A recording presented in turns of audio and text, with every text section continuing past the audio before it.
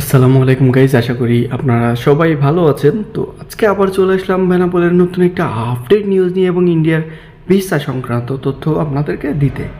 তো এই মুহূর্তে অনেকে কিন্তু ট্রাই করছে ইন্ডিয়াতে যাওয়ার জন্য, ট্যুরিস্ট ভিসায় আবেদন করার জন্য। সো এই মুহূর্তে কিন্তু আপনারা কোনোভাবেই ইন্ডিয়াতে প্রবেশ করতে পারছেন না, অন্তত ট্যুরিস্ট ভিসাতে। তো ট্যুরিস্ট ভিসাটা কবে থেকে চালু হবে সম্পূর্ণ বিস্তারিত থাকছে ভিডিওতে। তো আমরা যতদূর জানতে পেরেছি বা বুঝতে পারছি, ট্যুরিস্ট ভিসাটা হয়তো বা চালু হতে বেশ কিছুদিন সময় লাগতে পারে, কারণ এই মুহূর্তে ট্যুরিস্ট ভিসার কোনো ধরনের আপডেট কিন্তু তারা আমাদেরকে দিচ্ছে না, অর্থাৎ তাদের ওয়েবসাইটে বা তাদের পেজে, ভেরিফাইড ফেসবুক পেজে তারা এই মুহূর্তে কোনো কিছুই আপডেট করছে না। যার কারণে কিন্তু আমরা আপনাদেরকে সম্পূর্ণ বিস্তারিত জানাতে পারছি না। অনেকে বলছে যে ট্যুরিস্ট ভিসা হয়তো বা 2-1 দিনের ভিতরে চালু হবে, ঈদের পরে চালু হবে, আজকে চালু হবে, কালকে চালু হবে। আসলে কথাগুলো কিন্তু সম্পূর্ণ দমে ভুয়া।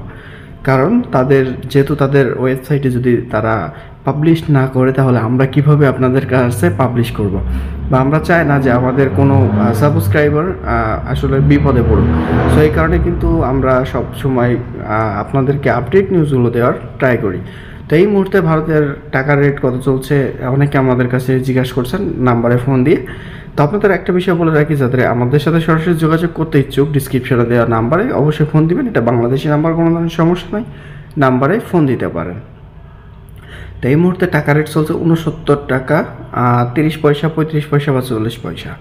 তো এই মুহূর্তে কিন্তু আপনারা যদি মানি এক্সচেঞ্জ করতে চান, সেই ক্ষেত্রে অবশ্যই যাচাই বাছাই করে তারপরে মানি এক্সচেঞ্জটা করবেন, না হলে কিন্তু আপনি টাকার রেটটা সঠিক পাবেন না।